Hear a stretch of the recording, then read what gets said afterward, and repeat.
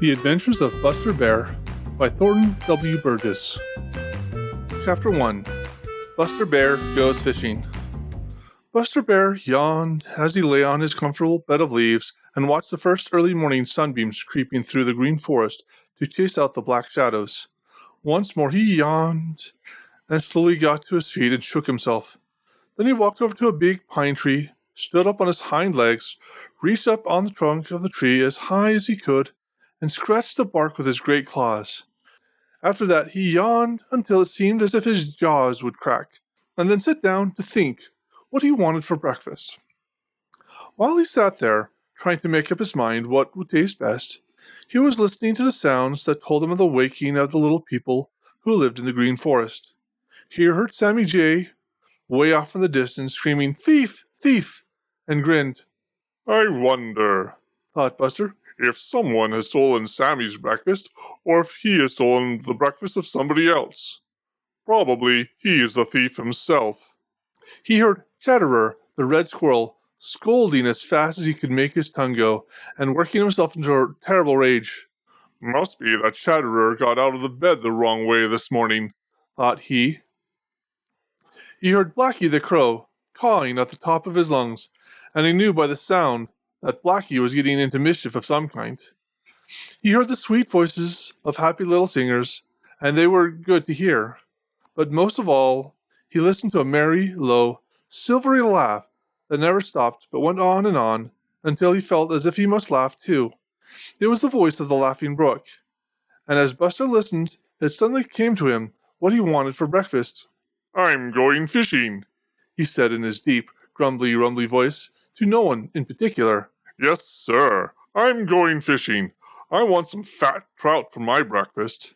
He shuffled along to the Laughing Brook, and straight to a little pool of which he knew. And as he drew near, he took the greatest care not to make the teeniest, weeniest bit of noise. Now it just happened that early as he was, someone was before Buster Bear. When he came in sight of the little pool, who should he see but another fisherman there, who had already caught a fine fat trout. Who was it? Why, Little Joe Otter, to be sure. He was just climbing up the bank with a fat trout in his mouth. Buster Bear's own mouth watered as he saw it. Little Joe sat down on the bank and prepared to enjoy his breakfast. He hadn't seen Buster Bear, and he didn't know that he, or anyone else, was anywhere near. Buster Bear tiptoed very softly until he was right behind Little Joe Otter. "Woof, woof," he said in his deepest, most grumbly, rumbly voice. "That's a very fine-looking trout. I wouldn't mind if I had it myself." Little Joe Otter gave a frightened squeal, and without even turning to see who was speaking, dropped his fish and dived headfirst into the Laughing Brook. Buster Bear sprang forward with one of his big paws, caught the fat trout just as it was slipping back into the water. "Here's your trout, Mr. Otter," he said, as Little Joe put his head out of the water to see who would frighten him. "Come and get it." But Little Joe wouldn't. The fact is, he was afraid to. He snarled at Buster Bear and called him a thief and everything bad he could think of. Buster didn't seem to mind. He chuckled as if he thought it was a great joke and repeated his invitation to Little Joe to come and get his fish. Little Joe just turned his back and went off down the Laughing Brook in a great rage. "It's too bad to waste such a fine fish," said Buster thoughtfully. "I wonder what I'd better do with it." And while he was wondering, he ate it all up and then started down the Laughing Brook to try and catch some more for himself. Chapter 2. Little Joe Otter Gets Even with Buster Bear. Little Joe Otter was in a terrible rage. It was a bad beginning for a beautiful day, and Little Joe knew it. But who wouldn't be in a rage if his breakfast was taken from him just as he was about to eat it? Anyway, that is what Little Joe told Billy Mink. Perhaps he didn't quite tell it exactly as it was, but he was very badly frightened at the time. "I was sitting on the bank of the Laughing Brook beside one of the little pools," he told Billy Mink, "and was just going to eat a fat trout I had caught, when who should come along but that great big bully Buster Bear. He took that fat trout away from me and ate it just as if it belonged to him. I hate him. If I live long enough, I'm going to get even with him." Of course, that wasn't nice talk and anything but a nice spirit. But Little Joe Otter's temper is something pretty short, especially when he is hungry, and this time he had no breakfast, you know. Buster Bear hadn't actually taken the fish away from Little Joe, but looking at the matter as Little Joe did, it amounted to the same thing. You see, Buster knew perfectly well that when he invited Little Joe to come back and get it, that Little Joe wouldn't dare to do anything of the kind. "Where is he now?" asked Billy Mink. "He's somewhere up the Laughing Brook. I wish he'd fall in and drowned," snapped Little Joe.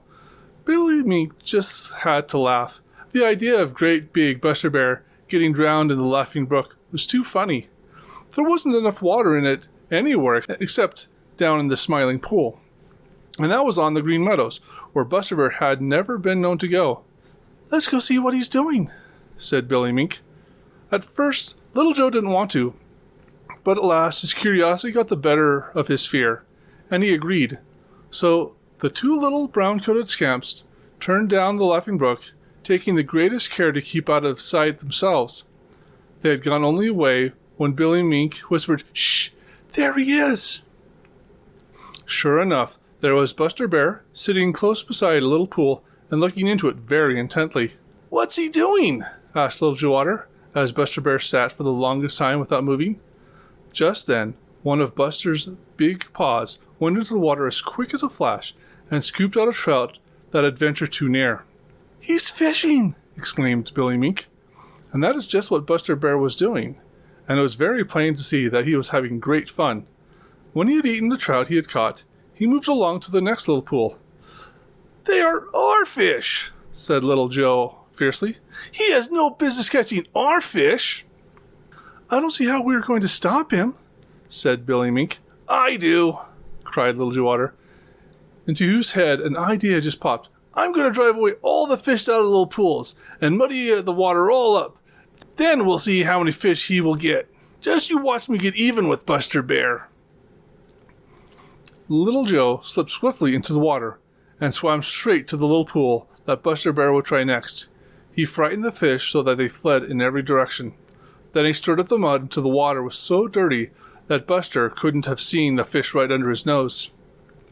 He did the same thing in the next pool, and the next. Buster Bear's fishing was spoiled for that day. Chapter 3. Buster Bear is greatly puzzled. Buster Bear hadn't enjoyed himself so much since he came to the Green Forest to live. His fun began when he surprised Little Joe Otter on the bank of a little pool in the Laughing Brook, and Little Joe was so frightened that he dropped a fat trout he had just caught. Yet it seemed like a great joke to Buster Bear, and he chuckled over it all the time he was eating that fat trout. When he finally finished it, he started on to do some fishing himself. Presently, he came to another little pool. He stole up to it very, very softly, as to not frighten the fish. Then he sat down, close to the edge of it, and didn't move. Buster learned a long time ago that a fisherman must be patient unless, like Little Joe Otter, he is just as much at home in the water as the fish themselves, and can swim fast enough to catch them by chasing them. So he didn't move so much as an eyelash. He was so still that he looked almost like the stump of an old tree. Perhaps that is what the fish thought he was, for pretty soon 2 or 3 swam right in close to where he was sitting. Now Buster Bear may be big and clumsy looking, but there isn't anything that can move much quicker than one of those big paws of his when he wants it to. One of them moved now, and quicker than a wink, he scooped out one of those foolish fish out onto the bank. Buster's little eyes twinkled, and he smacked his lips as he moved on to the next little pool, for he knew that it was of no use to stay longer at the first one. The fish were so frightened that they wouldn't come back for a long, long time.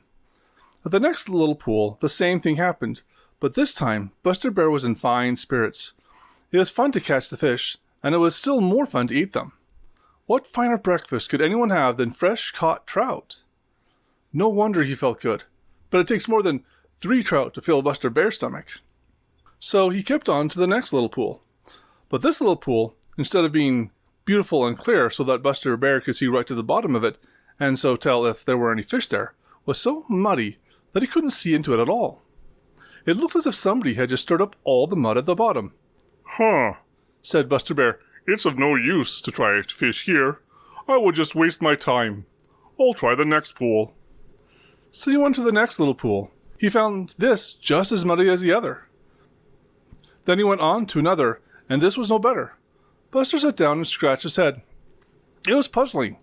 Yes, sir, it was puzzling. He looked this way, and he looked that way suspiciously, but there was no one to be seen. Everything was still, save for the laughter of the Laughing Brook. Somehow, it seemed to Buster, if the brook was laughing at him. It's very curious, Mustard Bear. Very curious indeed. It looks as if my fishing is spoiled for today. I don't understand it at all. It's lucky I caught what I did. It looks as if somebody is trying to... Ha! A sudden thought popped into his head. Then he began to chuckle, finally to laugh. I do believe that scamp Joe Otter is trying to get even with me for eating that fat trout. And then, because Buster Bear always enjoys a good joke, even when it is on himself, he laughed until he had to hold his sides, which is a whole lot better than going off in a rage as Little Joe Otter had. You're pretty smart, Mr. Otter. You're pretty smart. But there are other people who are smart, too, said Buster Bear, and was still chuckling. He went off to think of a plan to get the best of Little Joe Otter. Chapter 4. Little Joe Otter supplies Buster Bear with a breakfast. Getting even just for spite doesn't always pay. Fact is, it is very apt to work the other way. That is just how it came about that Little Joe Otter furnished Buster Bear with the best breakfast he had had for a long time. He didn't mean to do it. Oh my, no. The truth is, he thought all the time that he was preventing Buster Bear from getting a breakfast. You see, he wasn't well enough acquainted with Buster Bear to know that Buster is quite as smart as he is, and perhaps a little bit smarter. Spite and selfishness were at the bottom of it. You see, Little Joe and Billy Mink had had all the fishing in the Laughing Brook to themselves so long that they thought no one else had any right to fish there. To be sure, Bobby Coon caught a few little fish there, but they didn't mind Bobby. Farmer Brown's boy fished there too, sometimes, and this always made Little Joe and Billy Mink very angry, but they were so afraid of him that they didn't dare do anything about it. But when they discovered that Buster Bear was a fisherman, they made up their minds that something had to be done. At least, Little Joe did. "He'll try it again tomorrow morning," said Little Joe.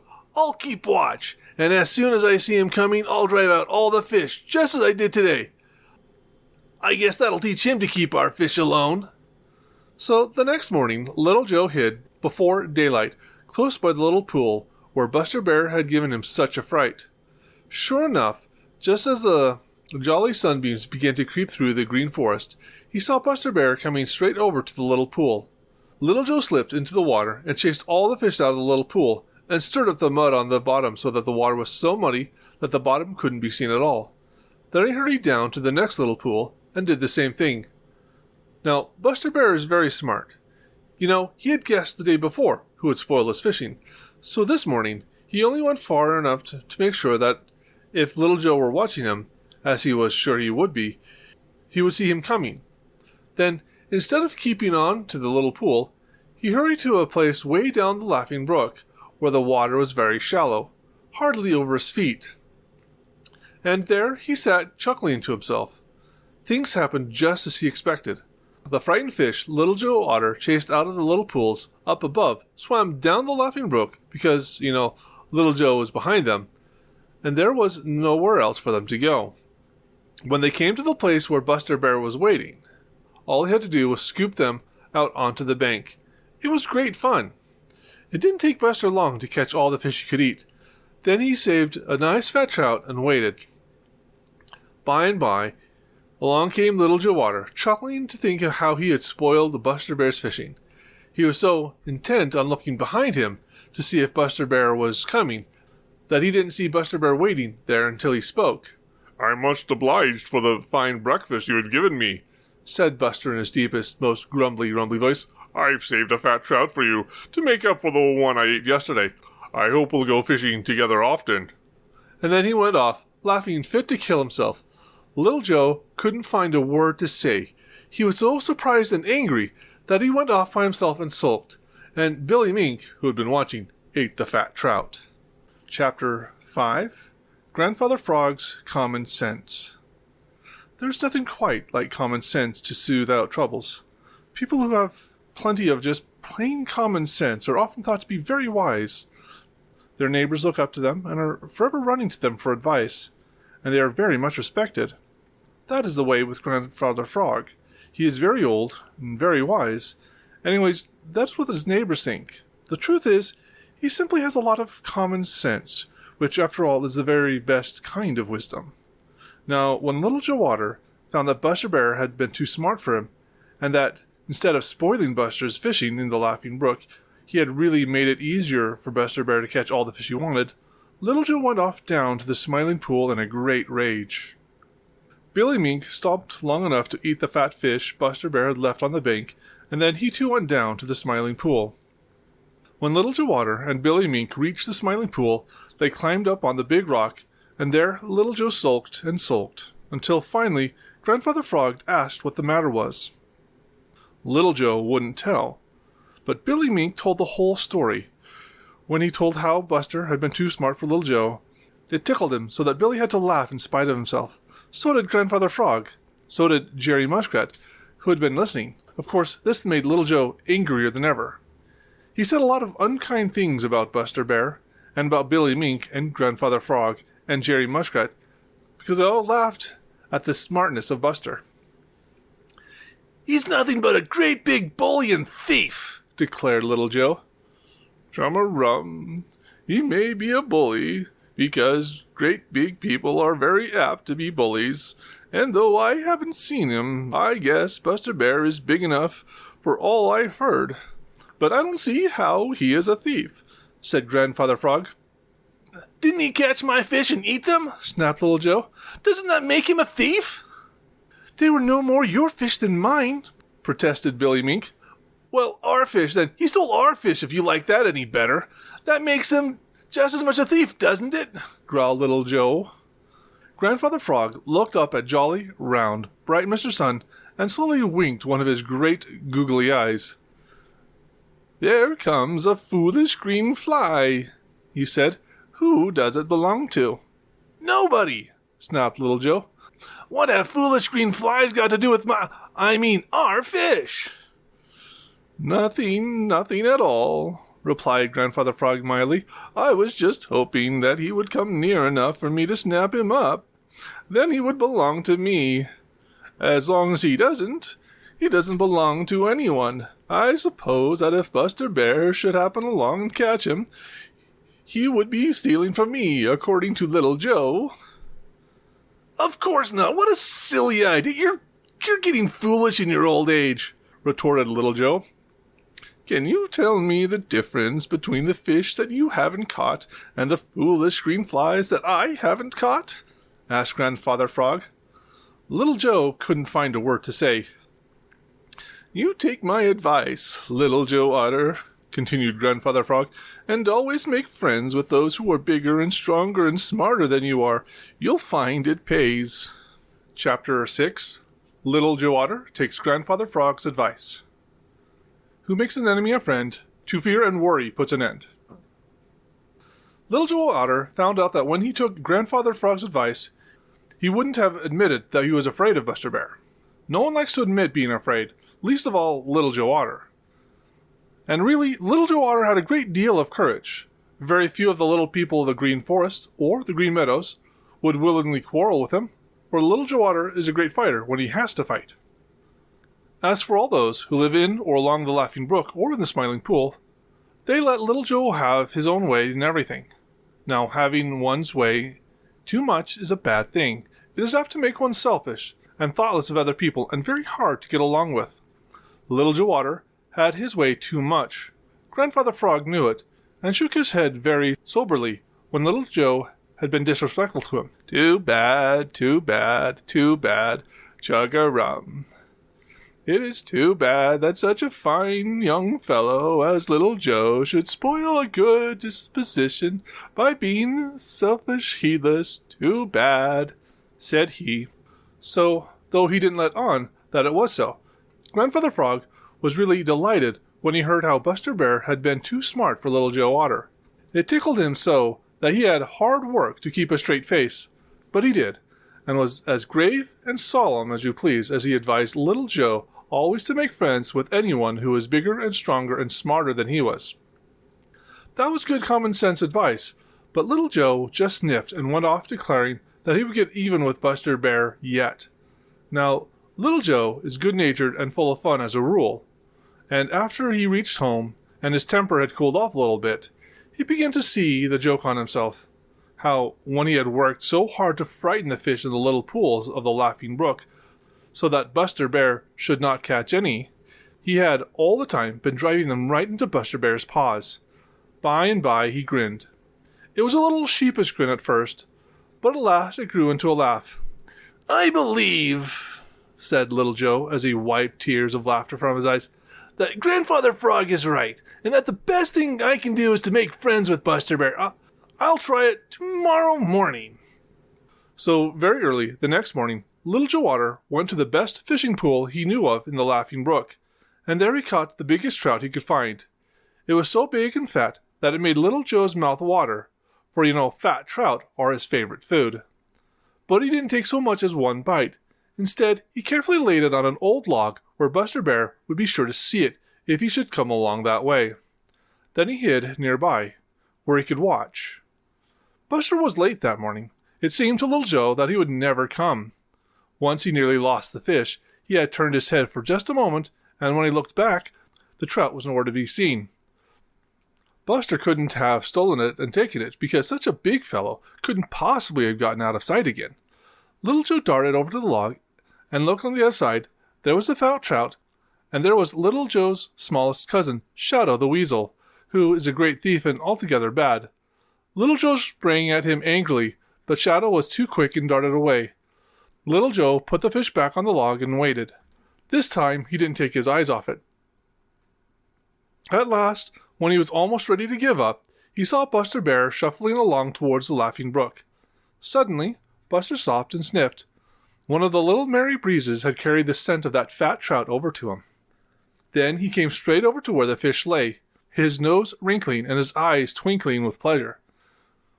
"Now I wonder who was so thoughtful as to leave this fine breakfast ready for me," he said out loud. "Me," said Little Joe in a rather faint voice. "I caught it especially for you." "Thank you," replied Buster, and his eyes twinkled more than ever. "I think we are going to be friends." I hope so," replied Little Joe. Chapter 7. Farmer Brown's Boy Has No Luck at All. Farmer Brown's boy tramped along through the Green Forest, whistling merrily.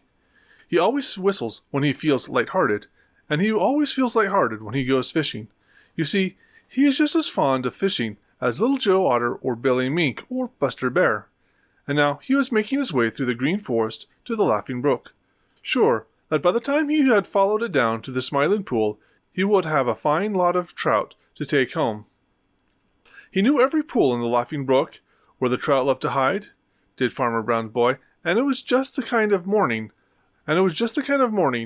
when the trout should be hungry. So he whistled as he tramped along, and his whistle was good to hear. When he reached the first little pool, he baited his hook very carefully, and then, taking the greatest care to keep out of sight of any trout that might be in the little pool, he began to fish. Now, Farmer Brown's boy learned a long time ago that to be a successful fisherman, one must have a great deal of patience. So, though he didn't get a bite right away, as he expected to, he wasn't the least bit of discouraged. He kept very quiet and fished, patiently waiting for a foolish trout to take his hook. But he didn't get so much as a nibble. "Either the trout have lost their appetite, or they've grown very wise," muttered Farmer Brown's boy, as after a long time he moved on to the next little pool. There the same thing happened. He was very patient, very, very patient, but his patience brought no reward, not so much as the faintest kind of a nibble. Farmer Brown's boy trudged on to the next pool, and there was a puzzled frown on his freckled face. Such a thing had never happened before. He didn't know what to make of it. All the night before he had dreamed about the delicious dinner of fried trout that he would have the next day, and now, well, if he didn't catch some trout pretty soon, that splendid dinner would never be anything but a dream. "If I didn't know that nobody else comes fishing here, I should think that somebody have been here this very morning and caught all the fish, or frightened them so that they were all in hiding," said he as he trudged on to the next little pool. "I never had such bad luck in all my life before. Hello, what's this?" There on the bank beside the little pool were the heads of 3 trout. Farmer Brown's boy scowled down at them, more puzzled than ever. "Somebody has been fishing here, and they've had better luck than I have," thought he. He looked up the Laughing Brook and down the Laughing Brook, and this way and that way, but no one was to be seen. Then he picked up one of the little heads and looked at it sharply. "It wasn't cut with a knife, it was bitten off," he exclaimed. "I wonder now if Billy Mink is a scamp who has spoiled my fun." Thereafter, he kept a sharp lookout for signs of Billy Mink, but though he found 2 or 3 more trout heads, he saw no other signs, and he caught no fish. This puzzled him more than ever. It didn't seem possible that such a little fellow as Billy Mink could have caught or frightened all the fish or have eaten so many. Besides, he didn't remember ever having known Billy to leave heads around that way. Billy sometimes catches more fish than he can eat, but then he usually hides them. The fisher went down to the Laughing Brook, and the more puzzled Farmer Brown's boy grew. It made him feel very queer. He would have felt still more queer if he had known that all the time 2 other fishermen who had been before him were watching him and chuckling to themselves. They were Little Joe Otter and Buster Bear. Chapter 8. Farmer Brown's Boy Feels His Hair Rise. 'Twas just a sudden odd surprise made Farmer Brown's boy's hair to rise. That's a funny thing for hair to do, rise up all of a sudden, isn't it? But that is just what the hair on Farmer Brown's boy's head did that day when he was fishing in the Laughing Brook and had no luck at all. There are 2 things that can make the hair rise: anger and fear. Anger sometimes makes the hair on the back of Buster the Hound and some of other little people bristle and stand up. And you know, the hair on the tail of Black Pussy stands up on end until her tail looks twice as big as it really is. Both in anger and fear make it do that.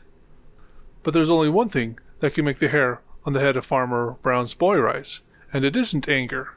Of course, it must be fear.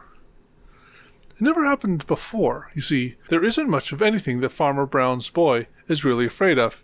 Perhaps he wouldn't have been afraid this time if it hadn't been for the surprise of what he found. You see, when he had found that the heads of those trouts on the bank, he knew right away that something else had been fishing, and that was why he couldn't catch any. But it didn't seem possible that little Billy Mink could have eaten all those trout, and Farmer Brown's boy didn't think once of Little Joe Otter, and he was so very, very much puzzled. He was turning it all over in his mind, and studying what it could mean, when he came out of a little muddy place on the bank of the Laughing Brook, and there he saw something that made his eyes look as if they were going to pop right out of his head. And it was right then that he felt his hair rise. Anyway, that is what he said when he told about it afterwards. What was it he saw? What do you think? Why, it was a footprint in the soft mud. Yes, sir. That's what it was, and all it was. But it was the biggest footprint Farmer Brown's boy had ever seen, and it looked as if it had been made only a few minutes before. It was a footprint of Buster Bear. Now, Farmer Brown's boy didn't know that Buster Bear had come down to the Green Forest to live. He never heard of a bear being in the Green Forest, and so he was so surprised that he had hard work to believe his own eyes. And he had a queer feeling all over, a little chilly feeling, although it was a warm day. Somehow, he didn't feel like meeting Buster Bear. If he had had his terrible gun with him, it might have been different. But he didn't. And so he suddenly made up his mind that he didn't want to go fishing any more that day. He had a funny feeling, too, that he was being watched, although he couldn't see anyone. He was being watched. Little Joe Otter and Buster Bear were watching him and taking the greatest care to keep out of sight. All the way home through the Green Forest, Farmer Brown's boy kept looking behind him, and he didn't draw a long breath until he reached the edge of the Green Forest. He hadn't run, but he had wanted to. Huh, said Buster Bear to Little Joe Otter. I believe he was afraid. And Buster Bear was just exactly right. That's the end of this chapter. Chapter 9, Little Joe Otter has great news to tell. Little Joe Otter was fairly bursting with excitement. He could hardly contain himself. He felt that he had the greatest news to tell since Peter Rabbit had first found the tracks of Buster Bear in the Green Forest. He couldn't keep it to himself a minute longer than he had to. So he hurried to the Smiling Pool, where he was sure he would find Billy Mink and Jerry Muskrat and Grandfather Frog and Spotty the Turtle, and he hoped that perhaps some of the people who lived in the Green Forest might be there too. Sure enough, Peter Rabbit was there on one side of the Smiling Pool, making faces at Reddy Fox, who was on the other side, which, of course, was not at all nice to Peter. Mr. and Mrs. Redwing were there, and Blacky the Crow was sitting in the big hickory tree. Little Joe Otter swam straight to the big rock and climbed up the very highest part. He looked so excited, and his eyes sparkled so that everyone knew right away that something had happened. "Hi!" cried Billy Mink. "Look at Little Joe Otter! It must be that for once he has been smarter than Buster Bear." Little Joe made a good-natured face at Billy Mink and shook his head. "No, Billy," he said. "You are wrong, altogether wrong. I don't believe anyone can be smarter than Buster Bear." Reddy Fox rolled his lips back in his unpleasant grin. "Don't be too sure about that," he snapped.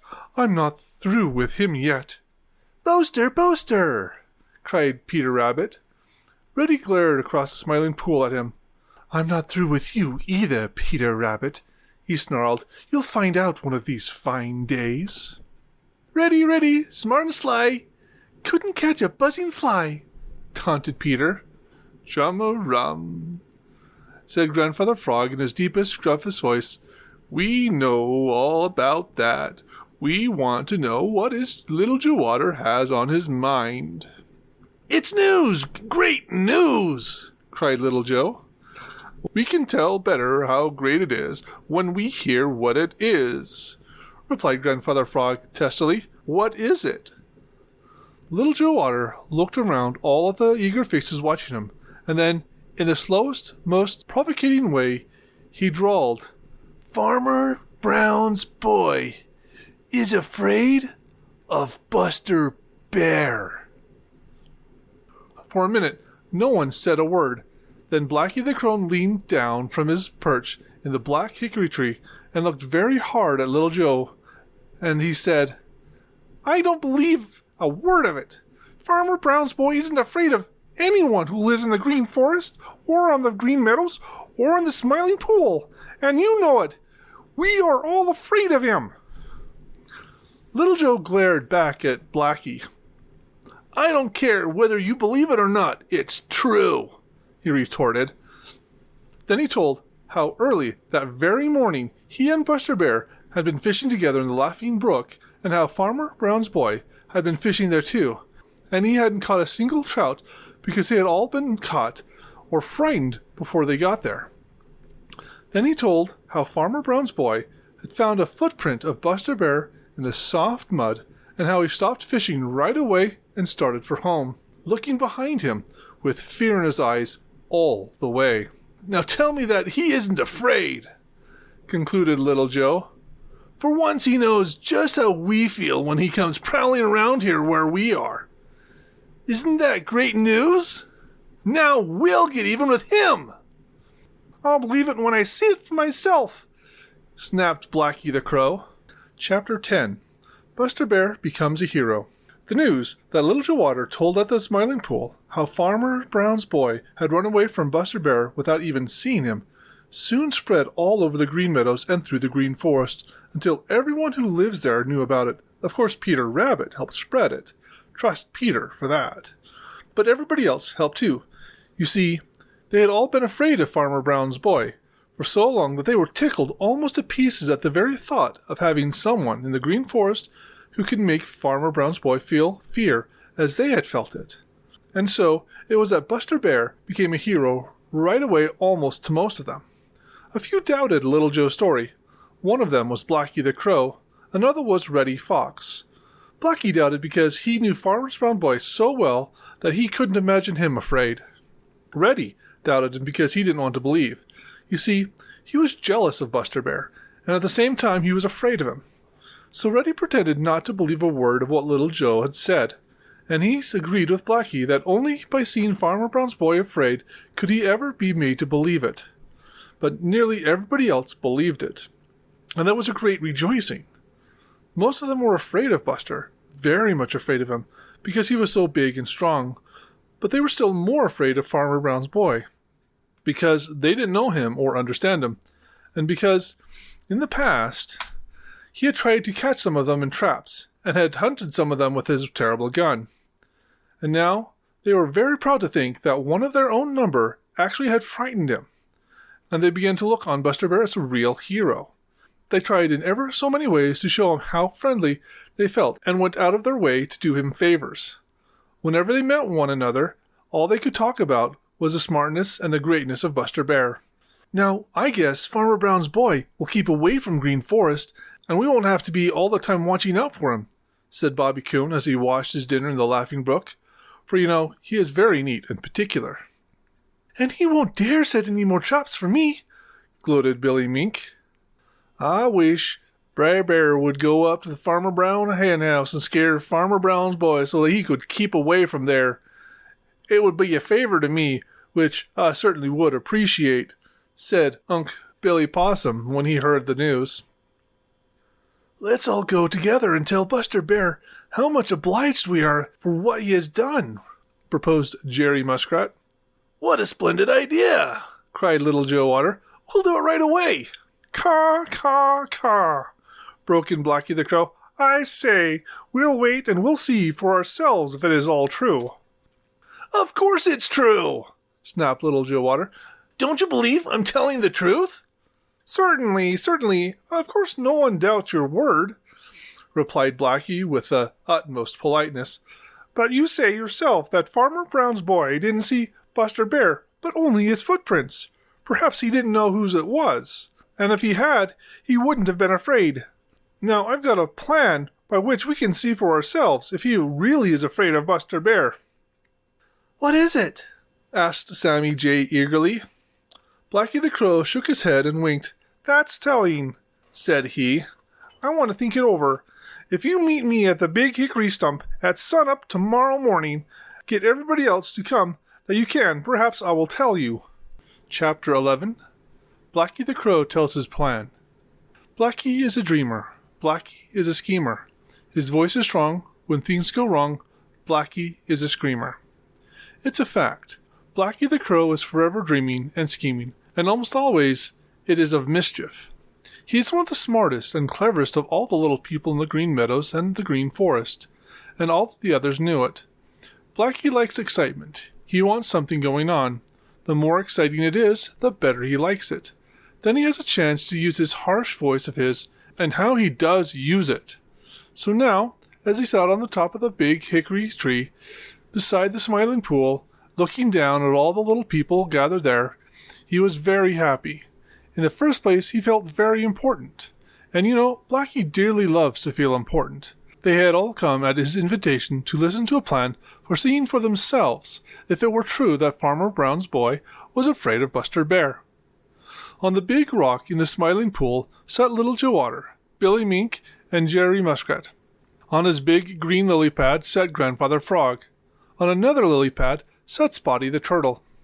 On the bank on one side of the Smiling Pool were Peter Rabbit, Jumper the Hare, Danny Meadow Mouse, Johnny Chuck, Jimmy Skunk, Unc' Billy Possum, Striped Chipmunk, and Old Mr. Toad. On the other side of the Smiling Pool were Reddy Fox, Digger the Badger, and Bobby Coon. In the big hickory tree were Chatterer the Squirrel, Happy Jack the Gray Squirrel, and Sammy Jay. Blackie waited until he was sure that no one else was coming. Then he cleared his throat very loudly and began to speak. "Friends," he said. Everybody grinned, for Blackie had played so many sharp tricks that no one is really his friend unless it is that other mischief maker, Sammy Jay, who, is Blackie's cousin. But no one said anything, and Blackie went on. Little Joe Otter had told us how he saw Farmer Brown's boy hurry home when he found the footprint of Buster Bear on the edge of the Laughing Brook, and how all the way he kept looking behind him as if he were afraid. Perhaps he was, and then again, perhaps he wasn't. Perhaps he had something else in mind. You have made a hero of Buster Bear because you believe Little Joe Otter's story. Now, I don't say that I don't believe it, but I do say that I will be more sure a Farmer Brown's boy is afraid of Buster when I see him run away myself. Now, here is the plan. Tomorrow morning, very early, Sammy Jay and I will make a great fuss near the edge of the Green Forest. Farmer Brown's boy has a lot of curiosity, and he will be sure to come over to see what it is all about. Then we will lead him to where Buster Bear is. If he runs away, I will be the first to admit that Buster Bear is a great hero as some of you think he is.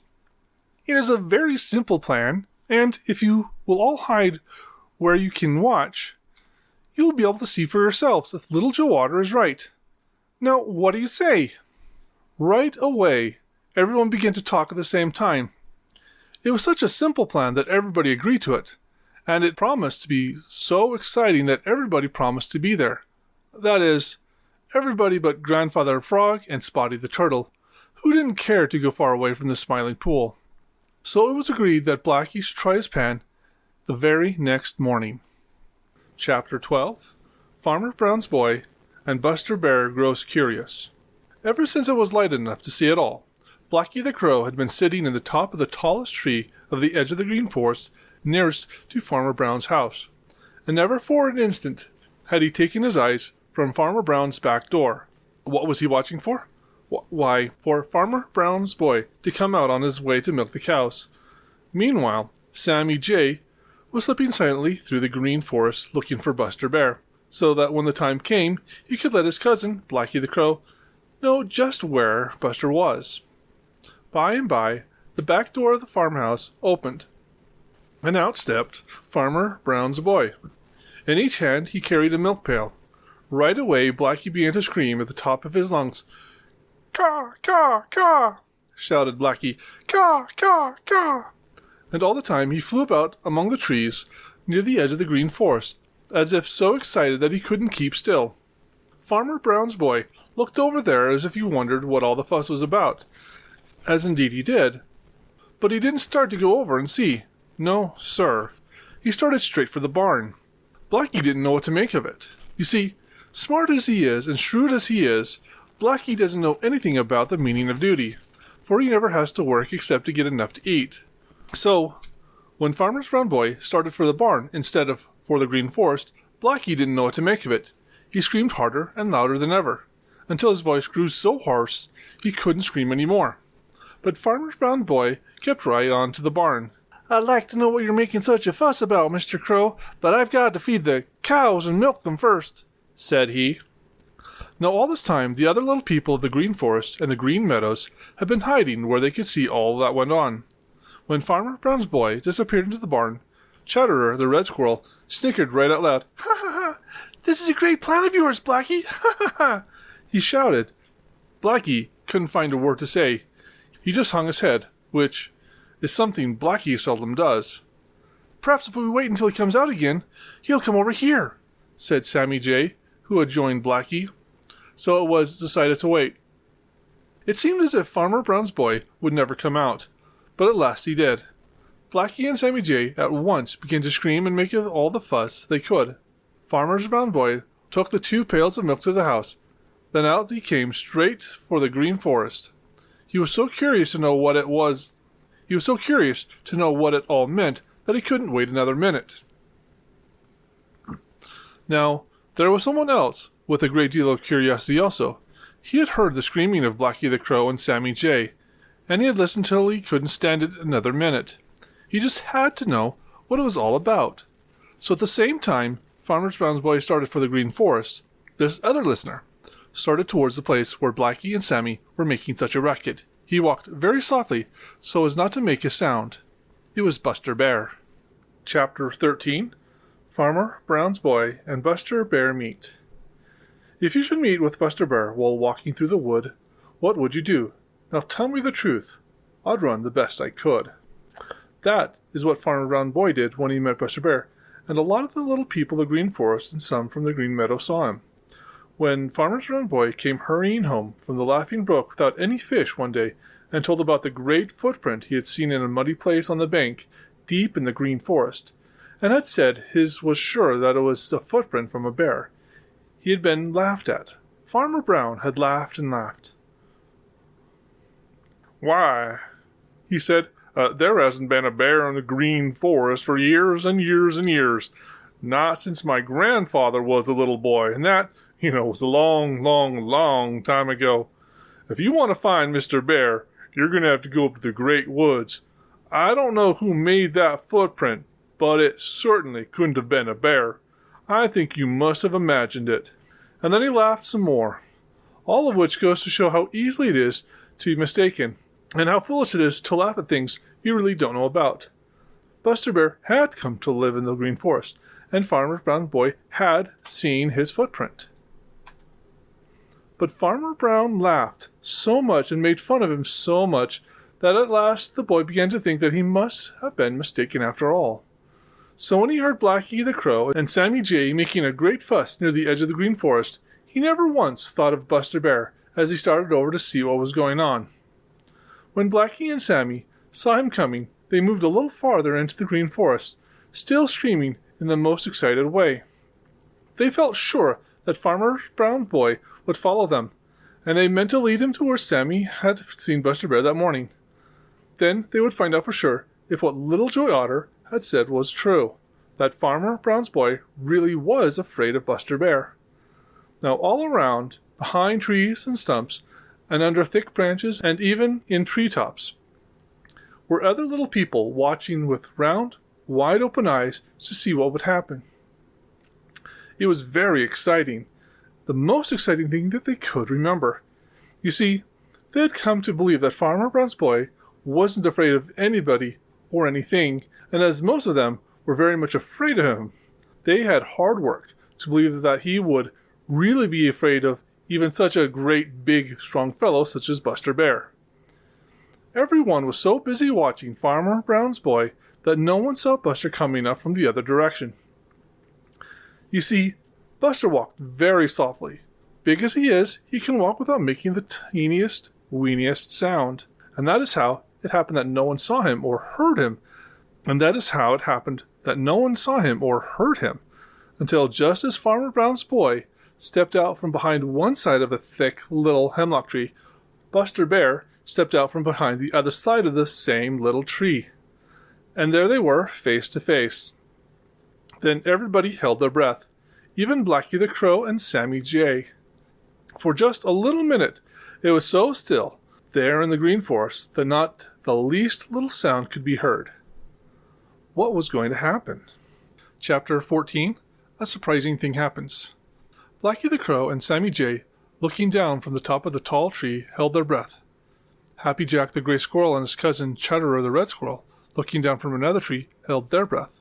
Unc' Billy Possum, sticking his head out from a hollow tree, held his breath. Bobby Coon, looking through a hole in a hollow stump in which he was hiding, held his breath. Reddy Fox, lying flat down behind a heap of bush, held his breath. Peter Rabbit, sitting bolt upright under a thick hemlock branch with his eyes and ears wide open, held his breath. And all the other little people who happened to be where they could see did the same thing. You see, it was the most exciting moment ever was in the Green Forest. Farmer Brown's boy had just stepped out from behind one side of a little hemlock tree, and Buster Bear had just stepped out from behind the opposite side of the little hemlock tree, and neither had known that the other was anywhere near. For a whole minute, they stood there, face to face, gazing into each other's eyes, while everybody watched and waited. It seemed as if the whole Green Forest was holding its breath. Then, something happened. Yes, sir, something happened. Farmer Brown's boy opened his mouth and yelled. It was such a sudden yell, and such a loud yell, that it startled Chatterer so that he nearly fell from the place in his tree, and it made Reddy Fox jump to his feet ready to run. And that yell was a yell of fright. There was no doubt about it. For with a yell, Farmer Brown's boy turned and ran for home, as no one had ever seen him run before. He ran just as Peter Rabbit runs when he has got to reach the old dear briar patch before Reddy Fox can catch him, which, is as fast as he can run. Once he stumbled and fell, but he scrambled to his feet in a twinkling, and away he went, without once turning his head to see if Buster Bear was after him. There wasn't any doubt that he was afraid, very much afraid. Everybody leaned forward to watch him. "What did I tell you? Didn't I say you was afraid of Buster Bear?" cried Little Joe Otter, dancing about with excitement. "You were right, Little Joe. I'm sorry I doubted you. See him go, ha, ca, ca, ca," shrieked Blacky the Crow. For a moment or two, everybody forgot about Buster Bear. Then there was a great crash which made everybody turn to look the other way. What do you think they saw? Why, Buster Bear was running away too, and he was running twice as fast as Farmer Brown's boy. He bumped into trees and crashed through bushes and jumped over logs, and in almost no time at all, he was out of sight. Altogether, it was the most surprising thing that the little people of the Green Forest had ever seen. Sammy Jay looked at Blacky the Crow, and Blacky looked at Chatterer, and Chatterer looked at Happy Jack, and Happy Jack looked at Peter Rabbit, and Peter looked at Unc' Bill Possum, and Unc' Bill Possum looked at Billy Coon, and Bobby looked at Johnny Chuck, and Johnny looked at Reddy Fox, and Reddy looked at Jimmy Skunk, and Jimmy looked at Billy Mink, and Billy looked at Little Joe Otter. And for a minute, no one could say a word. Then Little Joe gave a funny little gasp. Why, he said, "I believe Buster Bear is afraid too." Unc' Billy Possum chucked. "I believe you are right again, Brer Otter," said he. "It certainly does look so. If Brother Bear is scared, he must have remembered something important and has gone to attend to it in a powerful hurry." Then everybody began to laugh. Chapter 15, Buster Bear is a Fallen Hero. A fallen hero is someone to whom everyone has looked up as very brave and then proves to be less brave than he was supposed to be. That was the way with Buster Bear. When Little Joe Otter had told how Farmer Brown's boy had been afraid at the mere sight of one of Buster Bear's footprints, they had at once made him a hero of Buster. At least some of them had. And this was the first time, the very first time, that they had ever known anyone who lives in the Green Forest to make Farmer Brown's boy run away. They looked on Buster Bear with a great deal of respect and were very proud of him. Now that they had seen Buster Bear and Farmer Brown's boy meet face to face, and while it was true Farmer Brown's boy had run away as fast as he could, it was also true that Buster Bear had done the same thing. He had run even faster than Farmer Brown's boy, and had hidden in the most lonely place he could find in the very deepest part of the Green Forest. It was hard to believe, but it was true. And right away, everybody lost a great deal of the respect for Buster which they had felt. It is always that way. They begin to say unkind things about him. They said them among themselves, and some of them even said them to Buster when they met him, or said them so that he would hear them. Of course, Blacky the Crow and Sammy Jay, who, because they could fly, had no fear from Buster, and who had always delighted in making other people uncomfortable, never let a chance go by to tell Buster and everyone else within hearing what they thought of him. They delighted in flying around through the Green Forest until they had found Buster Bear, and then from the safety of the treetops, screaming at him. Buster Bear is big and strong, his teeth are big, his claws are long. In spite of these, he runs away and hides himself the livelong day. A dozen times a day, Buster would hear them screaming this. He would grind his teeth and glare up at them, but that was all he could do. He couldn't get at them. He just had to stand it and do nothing. But when impudent little Chatterer, the red squirrel, shouted the same thing from a place just out of reach in a big pine tree, Buster could stand it no longer. He gave a deep, angry growl that made little shivers run over Chatterer, and then, suddenly, he started up the tree after Chatterer. With a frightened little shriek, Chatterer scampered to the top of the tree. He hadn't known that Buster could climb, but Buster is a splendid climber, especially when the tree is big and stout as this one was. And now he went up after Chatterer, growling angrily. How Chatterer did wish that he had kept his tongue still. He ran to the very top of the tree, so frightened that his teeth chattered, and when he looked down and saw Buster's great mouth coming nearer and nearer, he nearly tumbled down with terror. The worst of it was there wasn't another tree near enough for him to jump to. He was in trouble this time, was Chatterer sure enough, and there was no one to help him. Chapter 16, Chatterer the Red Squirrel jumps for his life. It isn't very often that Chatterer the Red Squirrel knows fear. That is one reason that he is so often impudent and saucy. But once in a while, a great fear takes possession of him, as when he knows that Shadow the Weasel is looking for him. You see, he knows that Shadow can go wherever he can go. There are very few of the little people of the Green Forest and the Green Meadows who do not know fear at some time or another. But it comes to Chatterer as seldom as to anyone, because he is very sure of himself and his ability to run and hide away from danger. But now, as he clung to a little branch near the top of a tall pine tree in the Green Forest and looked down at the big, sharp teeth of Buster Bear drawing nearer and nearer, and listened to the deep, angry growls that made his hair stand on end, Chatterer was too frightened to think. If only he had kept his tongue still instead of saying hateful things to Buster. If only he had known that Buster could climb a tree. If only he had chosen a tree near enough to other trees for him to jump across. But he had said hateful things. He had chosen to sit in a tree which stood quite by itself, and Buster Bear could climb. Chatterer was in the worst kind of trouble, and there was no one to blame but himself.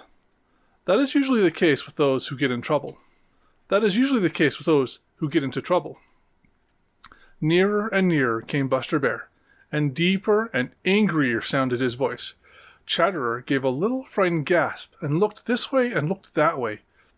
What should he do? What could he do? The growl seemed a terrible distance below. If only he had wings like Sammy Jay, but he didn't. Growled Buster Bear.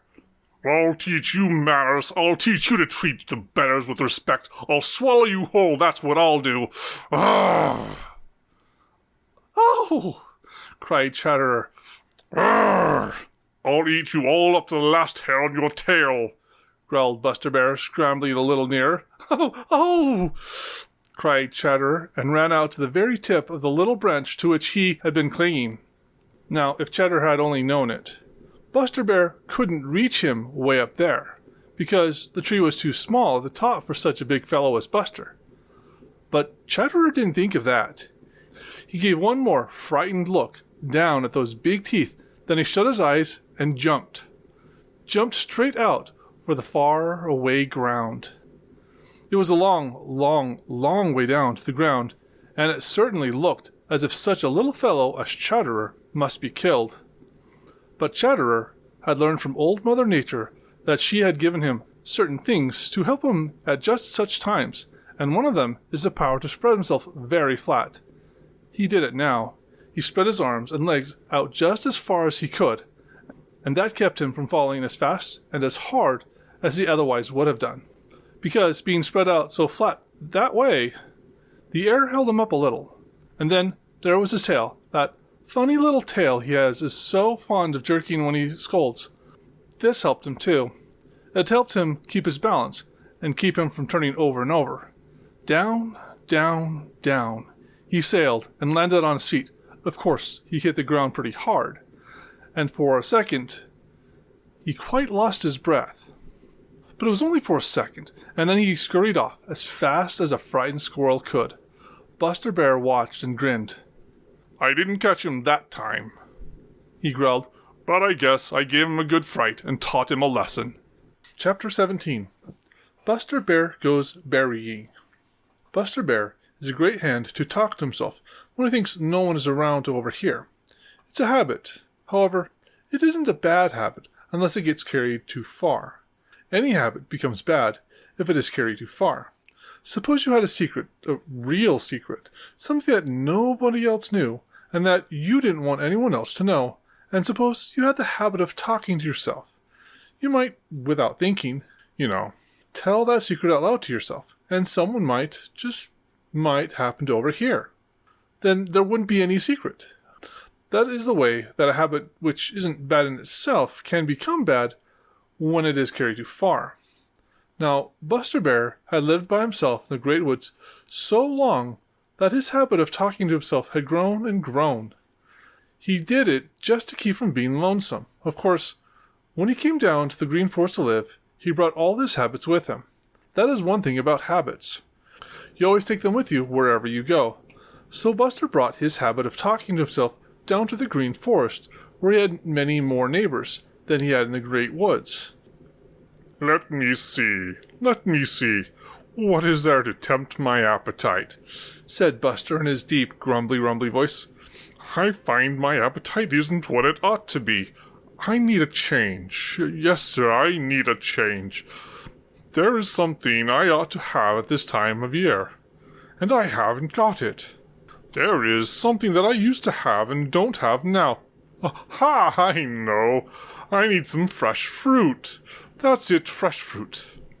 It must be about berry time now, and I'd forgotten all about it. My, how good some berries would taste.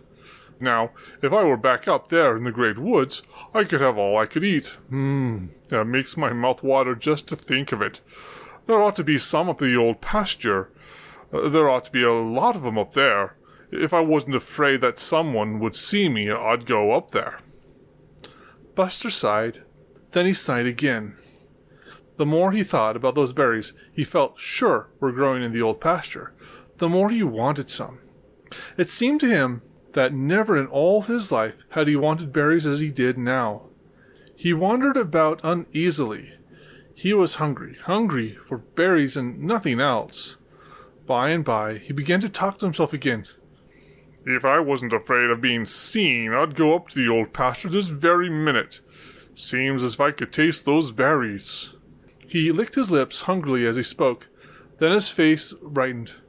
I know what I'll do.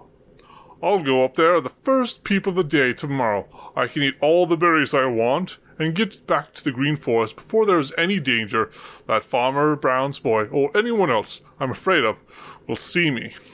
That's just what I'll do. I wish tomorrow morning would hurry up and come. Now, though Buster didn't know it, someone had been listening, and that someone was none other than Sammy Jay. When at last Barry lay down for a nap, Sammy Jay flew away chuckling to himself. I believe I'll visit the old pasture tomorrow morning myself, thought he. I have an idea that something interesting might happen if Buster doesn't change his mind. Sammy was on the lookout very early the next morning. The first jolly little sunbeams had only reached the green meadows and had not started to creep into the green forest when he saw a big, dark form steal out of the green forest where it joins the old pasture. It moved very swiftly and silently, as if in a great hurry. Sammy knew who it was. It was Buster Bear, and he was going berrying. Sammy waited a little until he could see better. Then he too started for the old pasture. Chapter 18. Somebody else goes berrying. Isn't it funny how two people will often think the same thing at the same time, and neither one will know that the other is thinking of it?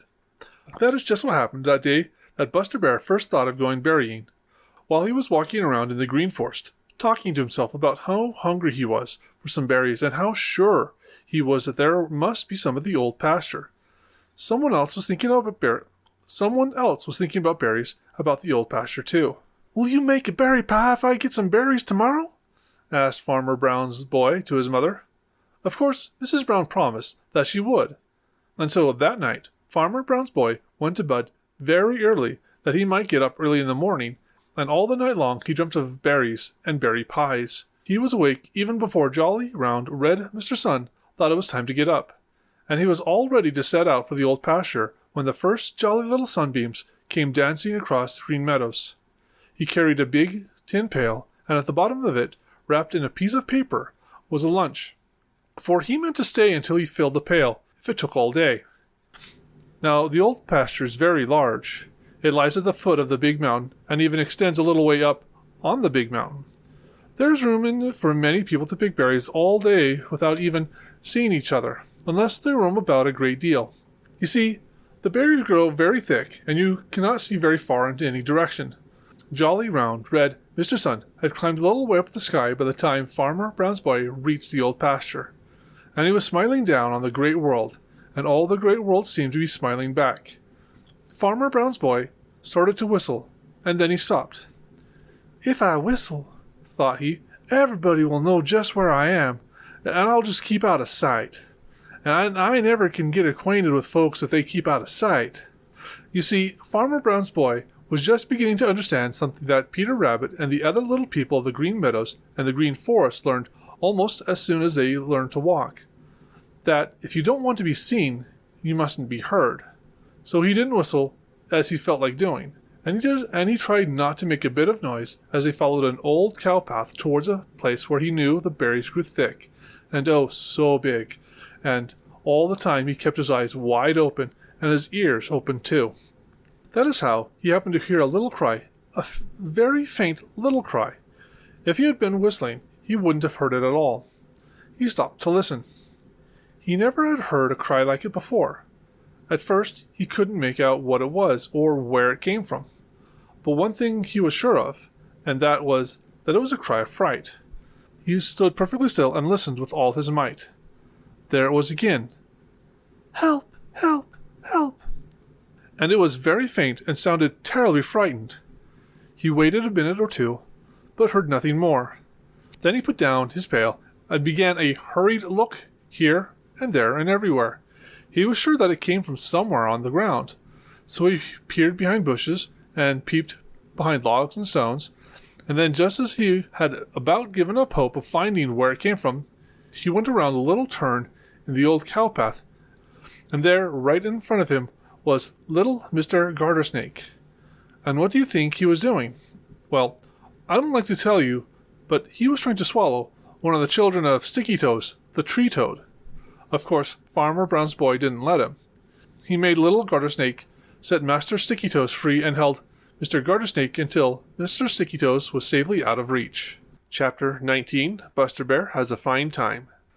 Buster Bear was having the finest time he has had since he came down to the Green Woods to live in the Green Forest. To be sure, it wasn't in the Green Forest now, but he wasn't far from it. He was in the Old Pasture, one edge of which touches one edge of the Green Forest. And where do you think he was? In the Old Pasture? Why, right in the middle of the biggest patch of the biggest blueberries he ever seen in all his life. Now, if there is any one thing that Buster Bear had rather have above another, it is all the berries he can eat, unless it be honey. Nothing can quite equal honey in Buster's mind. But next to honey, give him berries. He isn't particular what kind of berries. Raspberries, blackberries, or blueberries, either kind, will make him perfectly happy.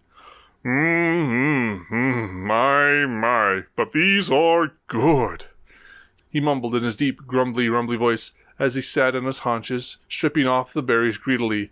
His little eyes twinkled with enjoyment, and he didn't mind at all if now and then he got leaves, and some green berries in his mouth with the big, ripe berries. He didn't try to get them out. Oh my, no. He just chomped them all up together and patted his stomach with sheer delight. Now, Buster had reached the Old Pasture just as Jolly, Round, Mr. Sun had crept out of bed, and he had fully made up his mind that he would be back in the Green Forest before Mr. Sun had climbed very far up in the blue sky. You see, as big as he is, and strong as he is, Buster is very shy and bashful, and he has no desire to meet Farmer Brown or Farmer Brown's boy, or any other of those two-legged creatures called men. It seemed funny, but he actually is afraid of them, and he had a feeling that he was a great deal more likely to meet one of them in the Old Pasture than deep in the Green Forest. So when he started to look for berries, he made up his mind that he would eat what he could in a great hurry and get back to the Green Forest before Farmer Brown's boy was more than out of bed.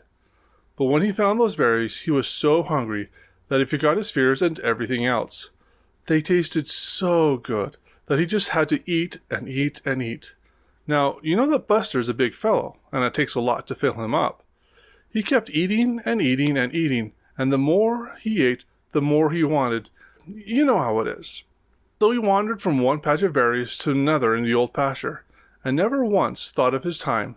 Somehow, time is the hardest thing in the world to remember when you're having a good time.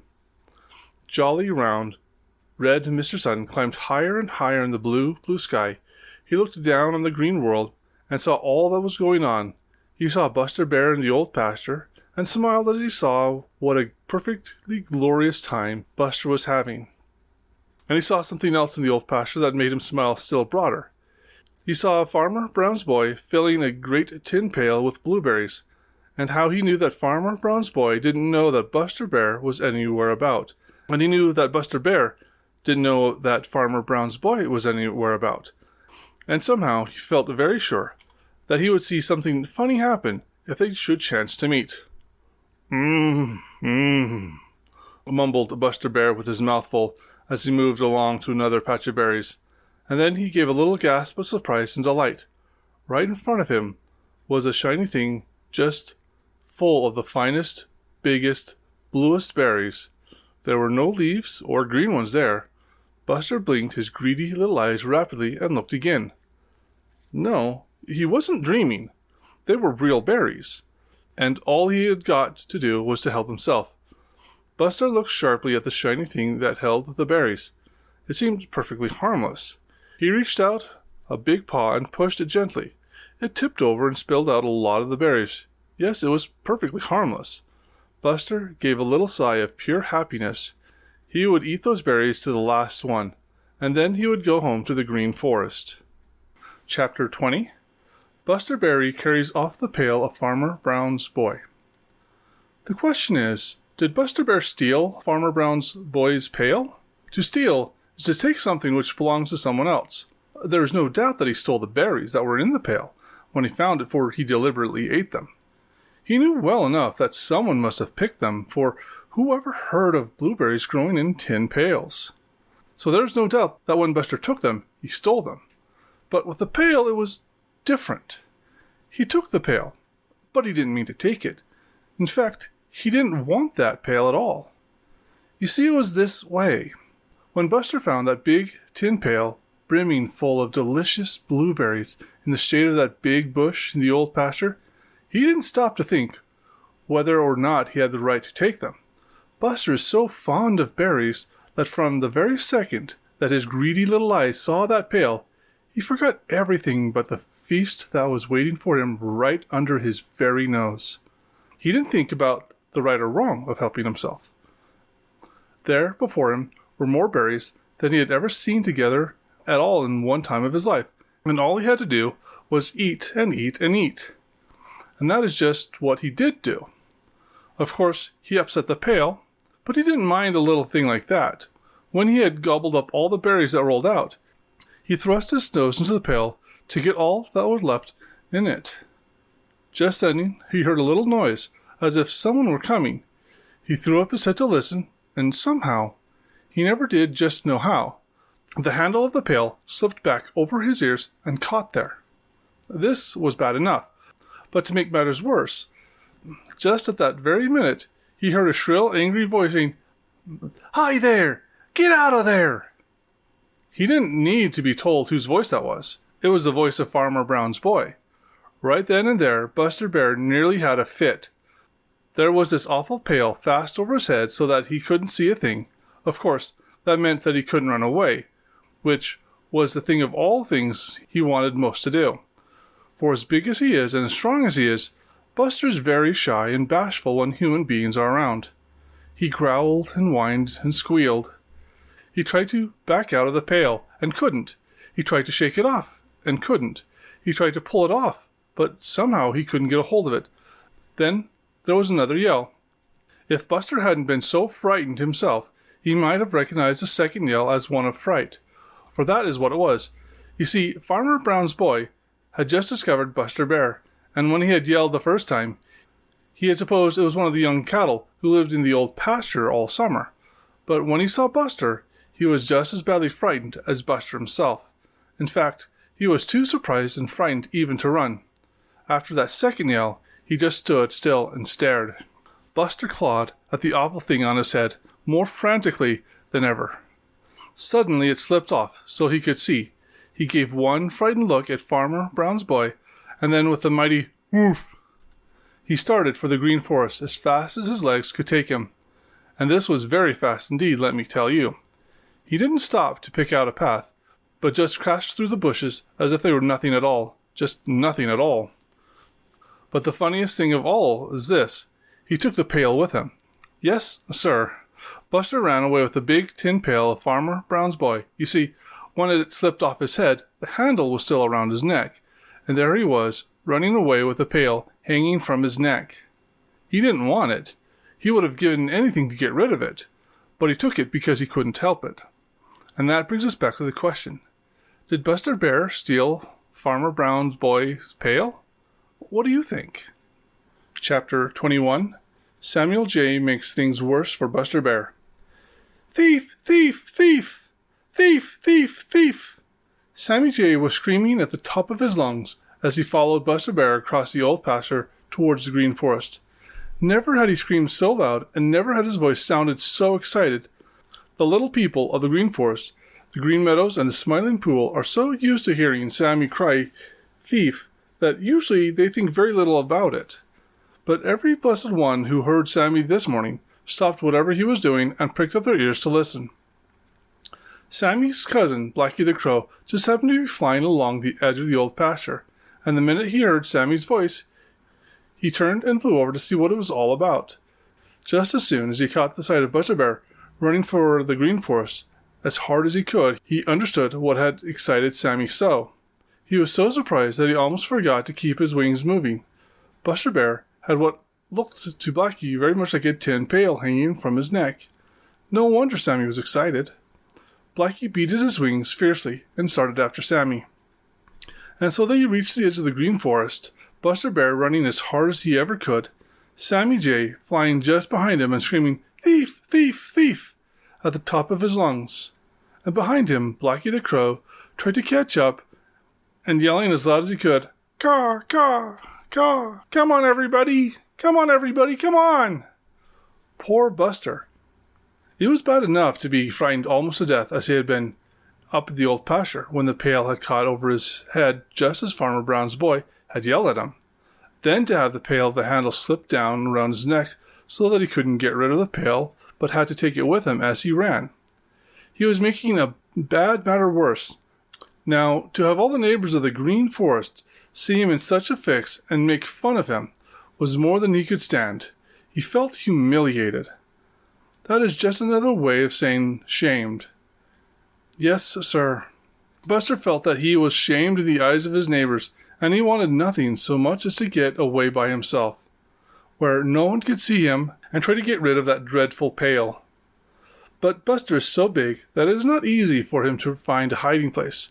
So, when he reached the Green Forest, he kept right on the deepest, darkest, most lonesome part, and crept under the thickest hemlock tree he could find. But it was of no use. The sharp eyes of Sammy Jay and Blacky the Crow saw him.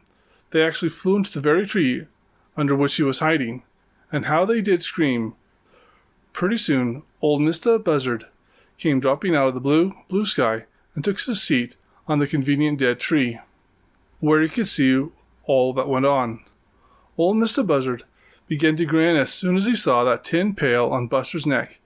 Then came others, Redtail the Hawk, Scrapper the Nightbird, Redwing the Blackbird, Drummer the Woodpecker, Welcome Robin, Tommy Tit the Chickadee, Jenny Wren, Redeye the Vireo, and ever so many more. They came from the old orchard, the Green Meadows, and even down by the Smiling Pool, for the voices of Sammy Jay and Blacky the Crow carried far, and at the sound of them everybody hurried over, sure that something exciting was going on. Presently, Buster Bear heard light footsteps, and, peeping out, he saw Billy Mink and Peter Rabbit and Jumper the Hare and Prickly Porky and Reddy Fox and Jimmy Skunk, even timid little Whitefoot, the wood mouse, was there. He could peer out and see without even seeing. Even timid little Whitefoot, the wood mouse, was there. He could peer out and see without being seen. Of course, Chatterer the Red Squirrel and Happy Jack the Gray Squirrel were there. There they all sat in a great circle around him, each where he felt safe, and where he could see, and every one of them laughed and making fun of Buster. Thief! Thief! Thief! Screamed Sammy until his throat was sore. The worst of it was Buster knew that everybody knew that it was true. This awful pail was proof of it. I wish I had never thought of berries, growled Buster to himself. Chapter 22. Buster Bear has a fit of rage. A temper is a bad, bad thing. Once it gets away, there's nothing quite at all like it to spoil a pleasant day. Buster Bear was in a terrible temper. Yes, sir, Buster Bear was having the worst fit of temper ever seen in the Green Forest. And the worst part of it all was that his neighbors of the Green Forest and the whole lot of the Green Meadows and the Smiling Pool were all there to see it. It was bad enough to give way to temper when you were all alone, and there's no one there to watch you. But when you let temper get the best of you right where others can see you, oh dear, dear, dear, it is certainly a sorry sight. Now, ordinarily, Buster is one of the most good-natured persons in the world. It takes a great deal to rouse his temper. He isn't 1/10 so quick-tempered as Chatterer the Red Squirrel or Sammy Jay or Reddy Fox. But when his temper is aroused and gets away from him, then watch out. It seemed to Buster that he had had all that he could stand that day and a little more. First had come the fright back there in the old pasture. Then the pail had slipped behind his ears and held fast, so he had to run away to the Green Forest with it hanging around his neck. This was bad enough, for he knew just how funny he must look, and besides, it was very uncomfortable. But to have Sammy Jay call everybody within hearing to come and see him was more than he could stand. It seemed to Buster as if everybody who lives in the Green Forest, on the Green Meadows, or around the Smiling Pool was sitting around his hiding place, laughing and making fun of him. It was more than any self-respecting bear could stand. With a roar of rage and anger, Buster Bear charged out of his hiding place. He rushed this way and that way. He roared with all his might. He was very terrible to see. Those who could fly, flew. Those who could climb, climbed. And those who were swift of foot, ran. A few could neither fly nor climb, nor run fast, hid and lay shaking and trembling for fear that Buster would find them. In less time than it takes to tell about, Buster was alone. At least, he couldn't see anyone. Then he vented his temper on the tin pail. He cuffed at it and pulled at it, all the time growling angrily. He lay down and clawed at it with his hind feet. At last, the handle broke, and he was free. He shook himself. Then he jumped on the helpless pail. With a blow of a big paw, he sent it clattering against a tree. He tried to bite it. Then once more, fell to knocking it this way and that way, until it was pounded flat, and no one would ever have guessed that it had once been a pail. Then, and not till then, did Buster recover his usual good nature. Little by little, as he thought it over, a little of shame crept on his face. I guess it wasn't the fault of that thing.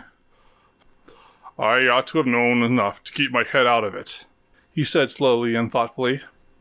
You got no more than you deserved for stealing Farmer Brown Boy's berries, said Sammy Jay, who had come back and was looking on from the top of a tree. You ought to know by this time that no good comes from stealing. Buster Bear looked up and grinned, and there was a twinkling in his eye. You ought to know, Sammy Jay, said he. I hope you'll always remember it. Thief! Thief! Thief! Screamed Sammy and flew away. Chapter 23. Farmer Brown's Boy Lunches on Berries. When things go wrong in spite of you, to smile's the best thing you can do. To smile and say, I'm mighty glad, there's no worse, they're not so bad. That is what Farmer Brown's boy said when he found that Buster Bear had stolen the berries he had worked so hard to pick and then had run off with his pail.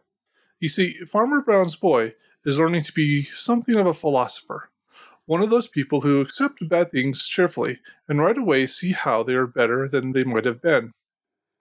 When he had first heard someone in the bushes where he had hidden the pail of berries, he had been very sure that it was one of the cows or young cattle who live in the old pasture during the summer.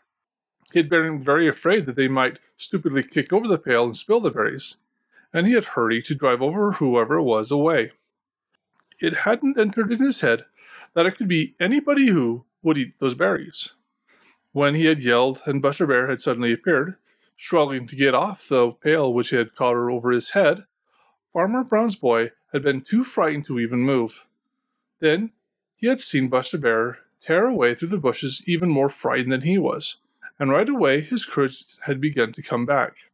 If he's so afraid of me, I guess I needn't to be afraid of him, said he. I've lost my berries, but it's worth to find out that he's afraid of me. There are plenty more on the bushes, and all I've got to do is pick them. It might be worse. He walked over to the place where the pail had been, and then he remembered that when Buster ran away, he had carried the pail with him, hanging around his neck. He whistled. It was a comical little whistle of chagrin, as he realized that he had nothing in which to put more berries, even if he picked them. "It's worse than I thought," cried he. "That bear has cheated me out of that berry pie my mother promised me."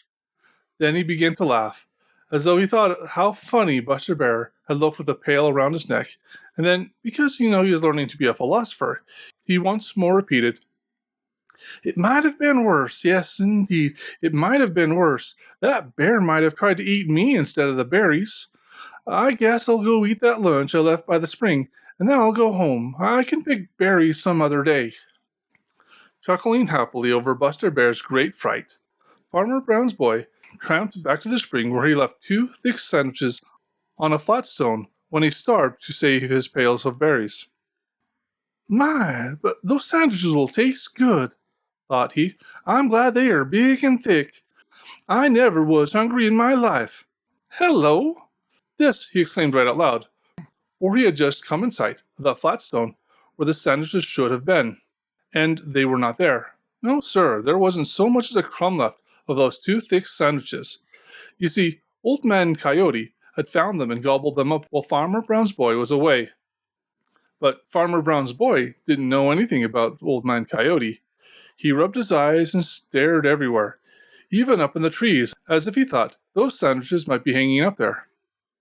They had disappeared as completely as if they had never been there, and Old Man Coyote had taken care to leave no trace of his visit. Farmer Brown's boy gaped foolishly this way and that way. Then, instead of growing angry, a slow smile stole over his freckled face. "I guess someone else was hungry too," he muttered. "Wonder who it was. Guess this old pasture's no place for me today. I'll fill up on berries and then I'll go home." So Farmer Brown's boy made his lunch of blueberries, and then, rather sheepishly, he started for home to tell of all the strange things that had happened to him in the old pasture. 2 or 3 times, as he trudged along, he stopped to scratch his head thoughtfully. "I guess," said he at last, "that I'm not so smart as I thought I was, and I've got a lot to learn yet." This is the end of the adventure of Buster Bear in this book, because, guess why? Because old Mr. Toad insists that I must write a book about his adventures, and old Mr. Toad is such a good friend of all of us that I'm going to do it. The end. Thank you for joining us. This book was read by Rupert Reads. If you like this, please follow my podcast at rupertreads.podbean.com. Thank you.